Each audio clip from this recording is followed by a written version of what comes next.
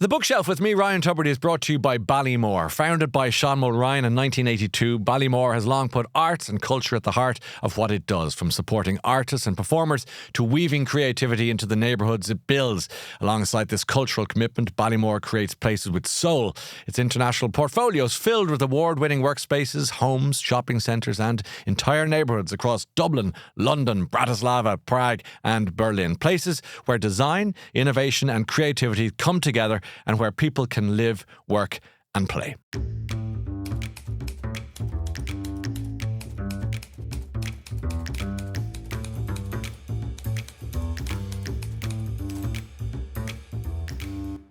Well, today on The Bookshelf, I am joined by pharmacist, author and women's health advocate Laura Dowling. She will be known to her many, many thousands of followers as the Fabulous Pharmacist, with good reason. Her debut book, Your Vulva, is a groundbreaking and compassionate guide to women's intimate health, combining medical expertise, lots of humour and artistry to help women understand and celebrate their bodies. I will add to that to help men understand as well. This is a conversation for one and all, which is why I'm so happy to welcome Laura to the Bookshelf. Welcome aboard. Thanks for having me. It's good to see you. Great to meet you. And congratulations on all you've done so far. You've been very busy this last few months, really, because you've got a lot of appearances and book launches. So tell us about what's been happening in the last little while and then we'll work our way back. Okay, so I launched a book recently in September. Yeah.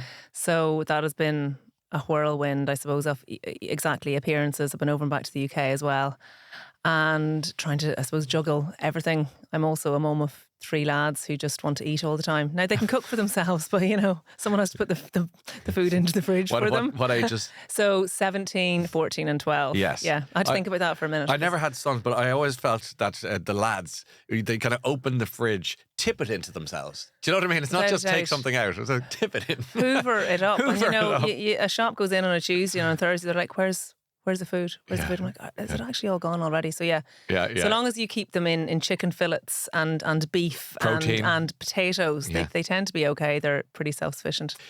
Tell us about your book, because I think that it's I was going to say a ballsy title, but that really defeats the whole purpose, doesn't it? Talk to me. But it is a ballsy title. Actually, but it is. Yeah, and that's been commented on. Actually, people have said to me, "Oh my goodness, like." If you put a title like that on it, then no one's going to want to have it on their shelves or people aren't going to read it in public. No, I love it. I just think it just says, this is what we're doing here. Yeah. And we're not going to procrastinate and we're not going to hem and haw. Yeah. We're just going to grab it. That's grab it by the vulva. Well, you said it. Exactly. No, the reason is because women's bodies have been so shunned and hidden, and as a result, women, what I would have seen in the pharmacy is women are afraid to talk about their intimate health. Yeah. And I really wanted just to put it out there. This is what it's about and this is how you can access the care that you might need. And I really wanted to make it accessible to people so it's really easy to read. The font's big. People have said to me, I can read it without my glasses. And actually, one of the books that I gave you was The Enormous Crocodile by Roald Dahl. And I actually got the idea for the design of the book from that because I love the big, the font changes and the different sizes. I love that. And I said to my designer, I want it to be like a Roald Dahl book for adults to make it really interesting to read and all the design work. People are busy and easily distracted. So it's hard to get a book into their hands, one, but two, a book that they want to stay with. Yeah. And because the information you're probably offering is not the usual, if you like, you have to find a way to challenge them in some way. So exactly, you've done that. And they can open it up at any page and they can see that there's lovely illustrations and really easy, concrete information there, but it's not too over-medicalised, which is what was really important to me. Really important, because that medicalisation is just, it turns people away because they're saying, well, I don't get that. I didn't study medicine, so don't talk to me in fluent medical language.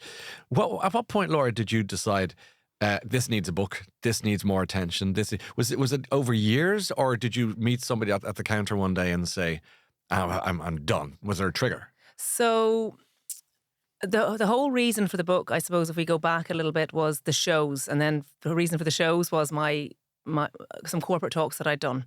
So take for instance, I was working in the pharmacy for 20 years and women would be coming in with all kinds of various complaints, not knowing how to name their bits, not knowing where to go to for help, having incontinence, prolapse, regular thrush that they couldn't get a handle on. Yeah. So I saw that firsthand, and then I saw how shy they were about talking about it and how they didn't even want to get examined by their doctor. So when I was asked to do a corporate talk series for a wellness crowd there a number of years ago, they kind of saw me talking about this on Instagram. And I said to them, well, what do you want me to talk about? And they said, just any part of women's health. So then I decided I'd go and I'd talk about women's intimate health to these ladies. And I thought I'd, mention sex and sexuality and really try and break open the conversation. Plus, I didn't want to be just talking about the usual diet, sleep, exercise. So when I went into this first corporate talk that I did, there was about 200 women in front of me. And I said, I'm Laura, I'm a pharmacist. And the 5 main pillars of health are checking yourself, diet, sleep, exercise, and orgasms. And of course, I had them then, I bet you did, yeah. So after the talk, loads of them came up and they wanted to talk to me afterwards. And about what I discussed. Yeah. So my whole thing about orgasms was, it isn't that orgasms are part of health, even though they are. They can be very good for your health, but it was relating sexual health to wellness, to your overall health and well-being. I discussed incontinence, prolapse. So women were coming up to me going, I've been incontinent for 15 years and I've never even told my partner. I'm afraid to go to my doctor. I can't believe that you discussed that. So then as the talks went on, as I did more and more, I got a little bit bolder and bolder, and the more women came up and talked to me. By bold, you mean brave? Brave. Yeah, I started talking about really interesting, I used to do demos. I'd bring out the lube. I'd bring out some dildos sometimes to show women what they could do for their health if they didn't know how to, ask for the help. Yeah. And then I went home one day after one particular talk, and I just said to my husband, we need to do a show, we need to do a tour around Ireland, because I actually think that we need to get to more people than we currently are. A road show of... It was called Viva la Vulva. So. And when I told him that, he was like, oh my God, Laura. He goes, for the name alone, you have to go do that. And even my husband, Mr. Fabulous, he goes to me, Laura, you've gone in your gut in a lot of ways, but this is probably a little bit too much. It's a bit too edgy. And I just said, well, how are they going to know what I'm talking about? I can't just call it the Women's Health Show or hormones. That's really boring to me. Yeah. So we went ahead and did it. We sold out in Cork, Kerry and Galway. But there's your answer. Yeah. I mean, there is your answer. Really easily. I didn't have to even promote it. Amazing. And then we sold out in the National Concert Hall 3 times over. So then I decided I needed to write a book. Okay. Why are you selling out venues to talking about, what are we talking about? Intimate health. So we're talking about incontinence, we're talking about prolapse, we're talking about vaginal changes as you go through perimenopause and menopause, postnatal changes, and sex and sexuality. Okay, so the body, and I think I want to talk about Ireland and Irish approach to the body, and religion and the role that's played, and societal, and not demonizing of the body, but certainly othering of it. So much so that probably the one thing you should know the most about is probably the thing we know least about. Yeah. Is that what you discovered in the course of your investigations? This is right, yeah. And what was the theme, if I could ask, overriding theme, or certainly the most common thing that the people who wanted to say, can I have a quick word? Yeah. What was there a sort of commonality in their approach? There was shame about their body. What a word. Okay, this is the most Irish word of the last 50 years. For younger listeners, they're going, what are they talking about? Yeah. Anyone over the age of 35 will know exactly where you are, and under 35 might be kind of having a raised eyebrow. Talk to me about shame, sex, the body, and everything we've been talking about so far. So as women in Ireland, Irish women, growing up in Catholic Ireland, we would never have been encouraged to discuss our vaginas, our vulvas. We didn't even know the names of, we'd use the word vagina for our entire outer genitalia, which is actually the vulva. There's loads more to it. So we never would have discussed that. We never would have discussed even sex as a part of pleasure in your life. It was always just reproduction. And that then doesn't give women the language that when things go wrong, or if there's a problem, that they just don't discuss it. They don't know how to discuss it. So they just put up with it because it's considered to be women's problems, in quotation marks. Yeah. And women were never encouraged to talk about their vaginas and their vulvas or their intimate health. And as a result, then they just put up with it. Like, I would have known women that for years were just wearing big, thick pads because they may have been leaking. And 1 in 2 women will leak post-menopause. Like, that's a huge statistic. That's 50% of women will have some kind of urinary incontinence. And it's 1 in 3 then after having a baby. So that not only is it uncomfortable, but it's distressing, I would imagine. Yeah. And it's psychologically distressing. Yeah. And what am I going to wear today? When am I going to leak, quote unquote, today? Will I be at a parent-teacher meeting? That's not good for the brain. So your whole life is affected by that, by something, A, you may not understand, and B, you don't know how to fix. Exactly. And you don't, some women will say they couldn't get up and dance at their daughter's wedding. They were afraid of leaking. They have to wear dark trousers all the time because they know if they leak through, it'll be seen. So there's that element of it, which is the physical element of it.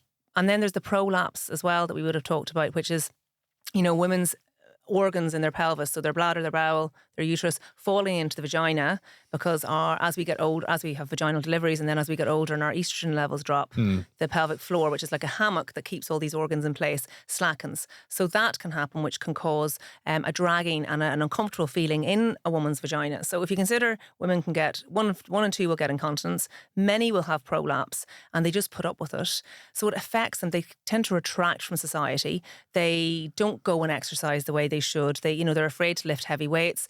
If they can't walk the length of themselves without leaking in some way, they're hardly going to go for a run. Yeah. We know how important exercise is for our bones, our muscles, our cognitive function. Yeah. So you have women in their midlife not doing the things that they physically should be able to do to keep them independent in their older life. God, and I've always said I want to be able to wipe my own bottom, tie my own shoelaces and do my own grocery shopping in my 80s. But I wouldn't be able to do that if I wasn't exercising and using my muscles and my bones and my strength now. Okay, I'm going to come back to all of this, but we are here to talk about books as well. Oh, yeah. And to talk a bit about yourself. Where did you grow up and take us into your house as a youngster? I grew up in Dublin, in Dundrum. Yeah. My mum and dad are from the north. They moved down before I was born, but I still have an accent because... Well, I still have an accent. I've always had an accent because obviously mum and dad would have very strong northern accents, but also my uncle, who's my mum's brother, was orphaned at 12 and he lived with us from when I was about 2 until I was 12. So I had 3 very strong northern accents talking to me. Now I've younger siblings and none of them have the accent that I have, but I think that it was because we were kind of slagged in school as well about having a northern accent.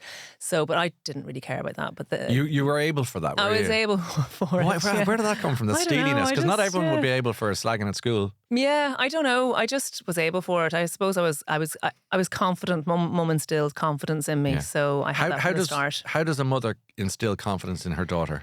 Telling you how great you are every day, but not overstating it, as in not telling you, oh, well, you're really good at football if you're not good at football, but actually focusing on your really, the things that you are talented at. And she did that with all of us. So we all have our different strengths. So there's 4 of us.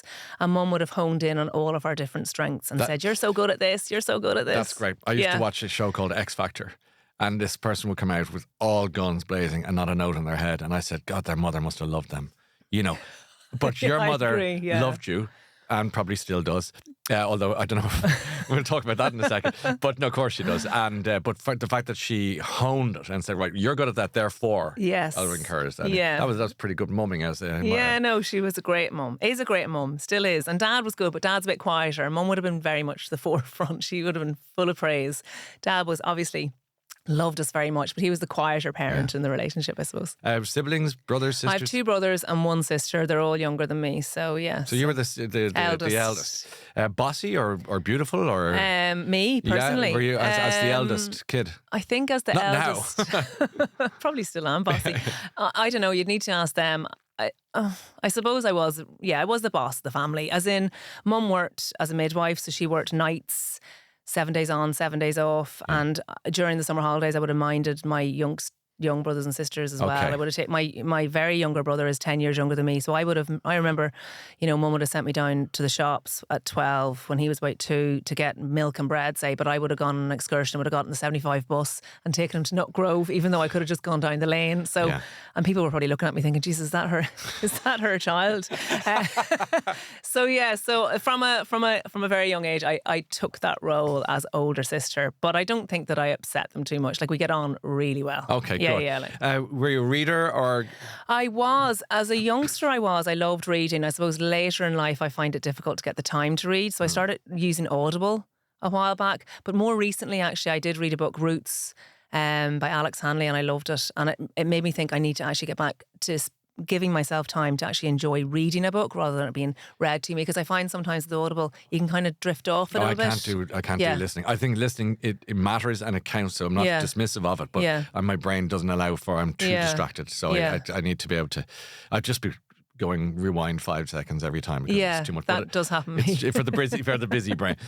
So let's go to your childhood book then. So what book are you picking for us? I think you might have made reference to it already. The Enormous Crocodile, or the Twits, I suppose. I was a massive Roald Dahl fan, but the Enormous Crocodile I loved. I just remember reading him, and I've read all his books to my kids as well, and they all loved it. And it's just the pictures, the font, the way the font jumps out at you, and the funny dark humour as well. But even Mr. Twitch, remember his beard and the bits of sardine? Like I think I was put off men with beards as a result of reading that. Well, just as well the hipster revolution passed you by, because you could have been very lonely. I know. Yeah, so I loved his books very much so. Yeah. Okay, so that's your childhood book. Yeah. Did you read to your boys when they were little, or did you let them find their way? I read to them when they were very small, like when they were babies, but then I did let them find their way, and they were avid readers as youngsters. I think it's parked for a few years, nowadays it's, with phones and everything, it's difficult. And how do you force a 17-year-old to sit down and read? But they'll find their way. They'll find their way back to books. Like, I think people that loved reading as children, they inevitably find their way back when they have the time and the space. Isn't that right? That's right. And the teenage years are just the Wild West. So you have to kind of let them off in that respect. So school you enjoyed, by the sounds of things. You were probably a good student, were you? I loved school. Yeah? I was a bit of a messer, but I really loved school. And I suppose I had a higher achieving gene in me. So I really wanted to do well, but I also loved having the cracks. So I really loved school. Do you have a teacher that meant an awful lot to you? Do you know what? I've two, actually. Mrs. Stafford in St. Olave's National School. She's now dead, actually, but she was my 5th and 6th class teacher. And she was really strict, but she was also really lovely too. And I'll never forget, she used to really try and encourage you to write. So she'd put up mad titles of your essay, like if or but. Oh, very and that'd good. be the title. So you could just let your mind go wild. Yeah. So she definitely encouraged me to use my creative side. I loved her, really good. And then, interestingly enough, in secondary school, there was an Irish teacher, and I was never good at Irish, Mr. Maloney. But he was just a lovely man. And, I remember telling him I'm dropping down to pass dropping down to pass Irish in 6th year. I remember telling him that because there's no way I would have passed honours Irish. And I remember him saying to me, Clora, he was from Donegal. Clora, would you not just stay and just sit in the class even? But he was just a really lovely man, even though I was a dire student, awful. Yeah. So him. And I think teachers can have such an effect on you as a youngster growing up. They can be that other parent that isn't a parent, but there's just that overseer. Yeah. I have very fond memories of many teachers, but those two would stand out. They jump out. It's lovely. I love talking to guests about teachers, because teachers are so much more than that. They're psychiatrists, they're counsellors, they're aunties and uncles, to various students. The good ones I'm talking about. And we don't hear enough about that, I don't think. We just hear all the, look, they get 3 months holidays and stuff. But my goodness, they so can literally important. be the difference between a child being happy or not in school. You leave school with a dream or an ambition, or do you? Or did you just faff around? What happened after school? Well, I did pharmacy. I chose pharmacy because I wanted to get into healthcare. I loved science. I loved maths and chemistry. And your mum, you mentioned, was a midwife. Mum was a midwife, so there was that healthcare aspect. Yeah. And like my brother's a doctor, and my sister's a pharmacist. We have a black sheep in the family who's a pilot, but that's hey, listen, we all went into healthcare except him. So 3 out of 4.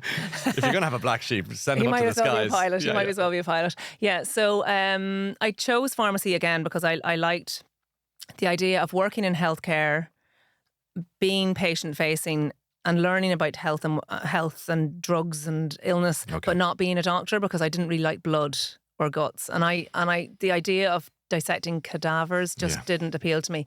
So that's why I chose pharmacy. Although I did think for a moment that I wanted to be an actress, but I knew I would, because I loved dancing and singing and acting. I was never very good at the singing. I remember doing a solo in the church once, and my insisting, like I just wanted the solo. Like I kept begging. Can you remember the song? Oh, I can't, but it was awful, because I can just remember my dad and my brother walking down the aisle to get communion, and I'm singing. I was like going, like literally, like, whoa! It was awful, and they were just sniggering and laughing. It was the worst thing ever. But I suppose that's the beauty of thinking that you're better at something than you're not. Anyway, I never went for a solo. That was your again. little X Factor moment. Yeah, that was my X Factor moment. So I decided to do pharmacy because I was good at maths and science and that.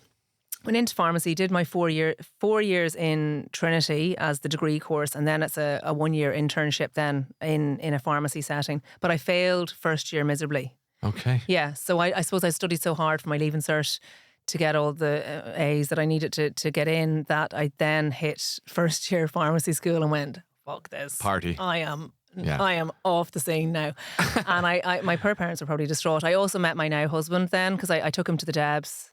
Haven't managed to get rid of him since. Yes. But God, so we went in a while. We went in a wild first year. So he was in third year at the time, so he probably should have known better. But anyway, I got the repeats. What did the wild year look like? I was just not going. No, I think I thought, oh, listen, I don't need to attend these lectures. Sure, I'm grand. I got all A's in my leaving cert. So, like, do I really need to go to a chemistry lecture in college? No. So I failed 3 exams, and I'll never forget going into one of the lecturers at trying with the poor mouth and go, oh, I just had a really tough year. And he goes, well, you've actually written leaving cert chemistry for a pharmaceutics exam. So I don't know. He goes, this is the worst exam I've ever seen in my career. Wow. So off you go and study. So the wild year looked like not attending college, being in the PAV and the Buttery. These are the pubs in Trinity, yeah. More than I should have been. And, going to the Palace. Do you remember the Palace? Palace, yes. And, well, I mean, I wasn't there, but I know what you're talking about, yeah. So it was all that. Yeah, sounds like fun. It was the opposite of going to college, but it was a fun time, yes. But then I deeply regretted it when I failed, obviously miserably. Yeah. But I got through it. It's fine, and I ended up getting my pharmacy degree, going out and doing my internship, and then I worked as a pharmacist for. And you were in 20 years. Did that mean working in a chemist at the counter sort of thing? Yeah, so I went into community pharmacy and I never really left it. Okay. So I worked in Boots for a while. Then I worked for another crowd that I did relief pharmacy work with, that was like all over the city in all different various locations. And then I finally settled in Stillorgan in what was Unicare in Stillorgan, and then it changed various different names. But I was there for 17 years. 17 years? At the counter? Yeah. Yeah, or behind the counter rather. But we didn't have a toilet on that premises, it's gas. So I would have known my patients and customers so well that if I had gone out to the public toilets to go to the bathroom and come back in and they were standing at the counter, I would have known exactly who it was just from the back of them. Wow. So that's... And what they wanted. Yeah, and what dosage they needed. I knew exactly what they wanted. Isn't that fun? Yeah. I want to talk about books again briefly because it's not necessarily a category, but when you were a teenager and you were reading Judy Blume, and I think Judy Blume will give us a sort of an entree into the world you are kind of currently inhabiting, because she wasn't afraid to talk about the body. No. And the young female body, if you like, for teenagers reading that. And even I was a teenage boy, I was a young fella, I was reading that, didn't quite understand it because it was she was talking about girls and stuff like that. And obviously I didn't understand the girls. And I went to an all-boys school, and it was Catholic Ireland, and it was the 80s and 90s, and we knew nothing about anything, especially when it came to the body, which is why I'm so happy to talk to you today. And talk to me a bit about Judy Blume. So I loved the fact that she just talked about all of these things that I suppose we weren't talking about in school. Now, my mum was always really open about things, but even at that, it was still very much Catholic Ireland, wasn't it? So she was talking about periods, she was talking about her breasts not growing, and I just found it fascinating, and I loved the theme of it. It was really from a young girl's point of view as well. Yes. I think she really understood young girls and understood our wants and our needs. Yes. And as a result, I just thought that this is, it's eye-opening. And I probably read it when I was a bit young. I think it's meant for 13, 14-year-olds. Yeah. I probably read it at about 10 or 11. So you were getting a look inside the door. Yeah. So that's why I loved her and all that book. Are you there, God? It's me, Margaret. It was a moment of awakening, I think, for loads of young girls as well, that book. Around the world. Exactly, and there wasn't very much like it in Ireland at the time. There was no other authors that were writing those kinds of novels and really relatable to young girls. So that's why I loved it. Your book that brought you joy or made you laugh is also very pertinent to where you are today. So you're going to go for Adam Kay's book. Yes. Have you read it? I have read this book. Oh my It's called This Is Going to Hurt. And tell everyone about this. Is a kind of a bird's eye view at the cold face. It's a diary of a junior doctor going through his junior doctor role and then onto senior house officer, then onto trying to be a consultant in obstetrics and gynecology. And it is a diary of his workload and how the NHS were basically expecting doctors to work, 100-hour weeks with very little backup, but it's really funny. Yeah. So it's very straight and to the point, and you can really see what doctors and all healthcare professionals go through in terms of that work burden and the load. But he tells so many funny stories. Like, I will never forget, I read it on a plane. I can't remember where we were going, but I was reading it, and I got to the part where, the part of the degloved penis? Oh my God. Oh my God. Yeah. But the way Adam Kay describes it, like, I had tears rolling down my cheeks on the plane. People were looking at me. I was howling with laughter, even though it's the most awful thing that could possibly happen. Yeah. It was just the way he described it, and the way he describes various different things that go on in obstetrics and gynecology in general, like people presenting with various things stuck in variries orifices and saying, the absurd. I fell on this Christmas bauble. Yeah. Like, what? That's right. But I have friends in emergency departments who have in fallen Ireland on Christmas. No, I have doctors and nurse friends who work in emergency departments in Ireland, and they would say they've seen it all. They've seen it all. And people are people, and people are going to do whatever they want to do, and you can't judge. And I think that's really what I am about. You can't judge, but that's a funny story. Yeah, it is. It is a funny story. There's two lovely stories there. So I think what we're, as we kind of peel away the layers here, you're just like shooting straight, and you just want to say, look, it's just your body.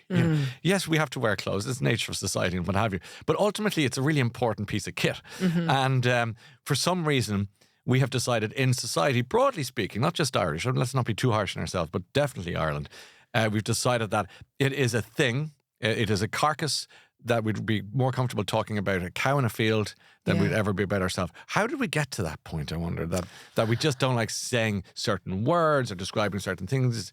I think it's religion. I think it's society's, I don't want to say oppression of women, okay? Because I'm not this mad feminist person. Like, I think men and women exist together and we love and support each other. But I do think that definitely women have had the raw end of the stick when it comes to their bodily autonomy. Like, we know it already with regards to medical research. Women have been left behind. Sure, so many women presenting with so many different symptoms in menopause and no one joining the dots. You'll have someone going to an orthopaedic surgeon for their frozen shoulder and another one going to a rheumatologist for their arthritis issues, and no one going, actually, this woman is in midlife and she's got various different symptoms, and actually it could all be related to the fact that she's got no estrogen left in her body. So that's one thing. Can I cut across? Do you contend that if men had the menopause, it would have been dealt with much quicker and long time ago? Yeah, and we wouldn't have had any issues talking about it either. It's really only relatively recently that the menopause conversation has really happened, particularly in Ireland. And I absolutely, it's brilliant that it has, and we need to keep talking about it to keep it in people's minds. But yes, absolutely, because the default in medicine has been your average man. Yes, that's even the books, even medical books. It's a male body, and they talk about paternalistic approach to medicine a lot down through the years. Sure, the Greek word for uterus is hystra. Yeah, that's the word. Hysterical. Yeah, that's where it comes from. So therefore, she must be a female. Yeah, and on it goes. I mean, it is extraordinary. Mm-hmm. So it's been written in stone for someone, and you want to kind of demystify that whole area of life and conversation. Yeah, I really do, because I see how women have suffered throughout the years, be it in my practice as a pharmacist, but also my granny, lived up the north. She was a Catholic woman who had 10 live births. I think she had 2 stillbirths. The toll that would have taken on her body. She died at 53. Gosh, that's from breast cancer, and left behind a 12-year-old boy he was the youngest. So I can only imagine what she would have gone through. This is my uncle who lived with us. As a result. So the amount of women that have gone through issues, the amount of women that even now say that would have missed out on HRT because of the WHI study that linked HRT to breast cancer. There's women in their 60s and 70s that, okay, so they're delighted that the menopause conversation is happening now because it will help their daughters, but they feel that they've missed the boat. So there's a thing that keeps coming up when I chat to particularly female guests on this show, is that a lot of the mothers of the guests who would have been doing the peak of their life in the 60s and 70s couldn't go to college, didn't go to college. She wasn't the done thing and so forth. And I've always posited the idea that we might have lost generations of really great minds because women were precluded from that opportunity. Equally, do you think that if the education was there and the conversation was had much further ago, we would have less women in the shadows and less lost culturally, physically, and ultimately intellectually? Absolutely, yeah. We need to have conversations about what happens to women's bodies throughout their lifetime in secondary school. So girls are aware of what's going to happen. It has to be part of, even, I did 5 years of study in pharmacy and we did 1 hour on menopause in 5 years. And that was a 40-hour lecture in lab week. My doctor colleagues would be the same. There was no menopause per se module. They would have done 1 hour maybe, and that would have been it. Now that is changing. We are upskilling, and now doctors are learning more about it, and I've spoken to pharmacy students and they're learning much more about menopause and that now, because we recognise it as it isn't just this stage in a woman's life that she gets through. It's something that women will live a third of their lives in post-menopause. So it is changing, but yes, I do feel for that lost generation of women that are now in their 60s, 70s, 80s. You know, even their bone health and that has been significantly affected by the fact that they may not have been put on HRT at an earlier age. Yeah. There's also the conversation with men, in the sense that you described in vivid detail the pelvic floor and the effect. That's a war zone in the body. I have to admit my ignorance on this, right? Because even though it's unforgivable, really, I have sisters, I've partner, I have daughters, I have mother. Like, probably the most important people in my life are women. I'm so ignorant on it, and I'm trying to blame society rather than myself for lacking curiosity. But for me, you'd hear menopause, hot flushes, that's mood swings, and that's all I'd probably know much about the menopause, and say it sounds pretty horrible. Because women seem to physically have got Mother Nature didn't like women, I think, because the kitchen sink is thrown at I know. You. Well, I don't think that it's fair for you to say that it's your fault. So, because women, I find, don't I'm a little even embarrassed to admit that, actually. Women don't even understand their bodies. So how can their male partners? So, and that's what I find, is that once women are educated about them, then they tell their partners, and then everyone knows. And I've had men come to my shows and men come to my talks. I would urge them to. I'd go myself. I mean, oh my I really goodness. mean well, that. I'm going to have you front and centre, I'd Ryan. sit there, but I have no issue. This does not. This conversation might not our conversation, but what you're doing, Viva la Vulva. And, I mean, that's just brilliant, by the way. But that is important. I don't see it as odd or weird. I don't see it as a sort of controversial even. Now, some people might kind of raise an eyebrow, but look at the ticket sales. And I don't mean that in an economic sense. I mean, just look at the popularity. Look at the requirement. Look at the need for this conversation. This is it. And whenever men do hear something that I've said, I'll often get men coming up to me and they'll go, if only I'd known what I know now 10 years ago, I could have really understood my wife. I would have been more supportive. And I've actually done talks to big engineering firms, say they may have had 100 men in them and 2 women.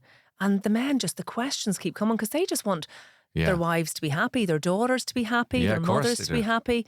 And men have come and said, I'm going to talk differently to my little girl about her body. I'm not going to call it her Betsy or her Mary. It's going to be called her vulva now. She's going to know exactly what it is. And that's important to start the conversation really young. Yeah, because we infantilise the body in some ways, don't we? Yeah. Strange that is. The book that changed your life, Laura, where are you going to go for that? That is Invisible Women. Yeah. And I suppose it feeds into everything that I do, really. Exposing Data Bias in a World Designed for Men by Caroline Criado Perez. Yeah. Tell me about that. So it is a wonderful book. Now, it's full of statistics. I'm gone. But that's why I have you to read it for me and tell me what I need to know.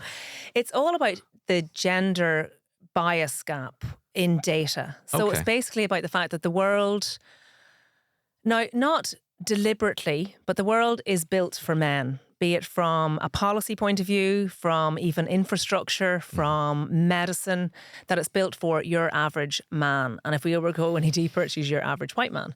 So even if we talk about infrastructure, we don't take into consideration, if we're town planning, that women will often have, if they're going into work, they will have to go to the creche to drop their kids off, maybe to the shops, then go into work. And then, so it's like a few stops in the way.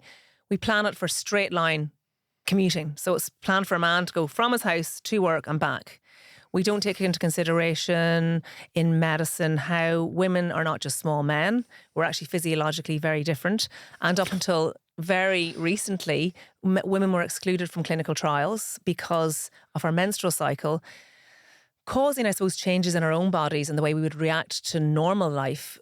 The pharma companies were worried that if they throw in a menstrual cycle in on top of a drug clinical trial, that it will throw up these anomalies that may or may not be associated with the drug. So it will just cause more money and more time to actually gather the data for it. So in medicine, it's huge. And it was only in 1994 that pharma companies had to include women in clinical trials. So up until then, most clinical trials were done on men. Wow. Yeah. Crash test dummies, for instance, are built for your average sized male, whatever that might be. So as a result, women will experience more injuries in a car crash because the crash test dummies do not allow for the female body. So it is actually really interesting it takes in the entire life of a woman and a man. It just shows you how, because a world is built for a man, then the data for women is lacking, even down to workforce and even down to, I suppose, in a company where overtime is considered to be brilliant, and people will get paid if they are working overtime or if they're hitting their deadlines because they're working overtime, but it's not taking into account the fact that women have to leave work, or women want to leave work at 5 because they have to get home to mind the kids or to make a dinner. So the gender pay gap then as well. But it isn't just that. It just shows you how every part of society is affected, even in disaster, catastrophic events and disaster planning. Yeah. So a lot of the officials will be male that are looking after, say, the refugee camps and that. Yes. And that then doesn't allow for, say, women who will be preyed upon by male officials and who will be sexually abused by anyone else in the refugee camp. It doesn't allow for them to be able to go and talk about that to a female because it's all male officials. So it's across the board everywhere, from your rich people with really good jobs to people that are in disaster zones and unable to voice what's happening to them as a result of the fact that everything is kind of built around the male model. And it's because if women aren't involved in the planning, how can men understand that they have to allow for women? Because and if you have 10 men at the board table, then they're going to want to employ someone that's just like them on the board table, not a woman it's about the way it affects everything in the world. And it's just a really interesting read. Yeah, that sounds like a really interesting book. Yeah. Invisible Women. But the statistics put me off, but the way you described it is much more encouraging. So I'll give that a go, I'm sure, at some point. The name, please, Laura, of the book, the autobiography you haven't written yet. I'm actually really looking forward to hearing what you've come up with here, because your show, Viva la Vulva, is probably one of the best things I've ever heard. Love Your Vulva is your book, which we should say to people, which has published. It's doing brilliant business. Congratulations on that. Thank you so much. Delighted for you, and thank you for it, because it's a manual for people who are not up to speed. But a beautiful manual, wouldn't you agree? Listen, right there beside the car manual. No, but it's critical reading, actually, for men and women, that's for sure. So have you got a title that maybe? Yeah, this got me thinking now. This was the one that really had me scratching my head, because I didn't want to come out with something that wasn't actually specific to me. So what it actually would be For the Woman Who Went Before. Okay. Yeah. Oh, right. So you went straight. Yeah. I like that. Because if it was an autobiography, I suppose it has to tell the story about everything. So, and everything that I do is really, I suppose, if I was to really dig down into it, it is for the women that went before me, my granny, my mother, my aunties. Okay, that's very and meaningful. all of those women. And then also the women that I would have seen in the pharmacy that never got seen to, and all the women that I see at my shows. So everything that I do is for them, so they can get help now, but then so they can pass on the information to their daughters and their granddaughters. So yeah. A poignant autobiography. Although certainly. I'm never going to write about autobiography, but if I did, that would be the name of it. Well, I tell you who doesn't want you to write an autobiography is Mr. Fabulous, the poor man, your husband. Not. He's just saying, put that pen down. Oh yeah, no, he is strictly behind the scenes, never to be seen. I don't know how we didn't meet in all the years before now, but what a pleasure. But here we are, best friends now, and you're going to be at my show, I know. Front and centre. I can't But wait. no, I will come to your show. Brilliant. I really want to come to your show. I Brilliant. want to see what this is all about. Brilliant. I'd be very comfortable there. I really mean that. Great. I'm not, thankfully, not 31st terrified. of January in the National Concert Hall. my- We have a my- matinee and an evening. Is it? Yes, really? It's and bring your girls. Well, it's my daughter's birthday that day. Fabulous. Well, that'll my be a great eldest. present for her. That would be really... Oh, she'd love that. Where are we going? She will- We're going to the Vulva Road show. That will she'll love it. Father She'll and love daughter it. bonding. Laura Dowling, you're just brilliant. Continue doing what you're doing. I think it's really important, and you're blowing the doors off a conversation that should have been had a long time ago. Nice to see you. Thank you so much. This episode is brought to you by Ballymore, a company that creates places with soul, putting arts and culture at the heart of its work alongside creating award-winning workspaces, homes and neighbourhoods across the UK, Ireland and wider Europe. To find out more about the places Ballymore is shaping, where people can live, work and play, visit ballymoregroup.com.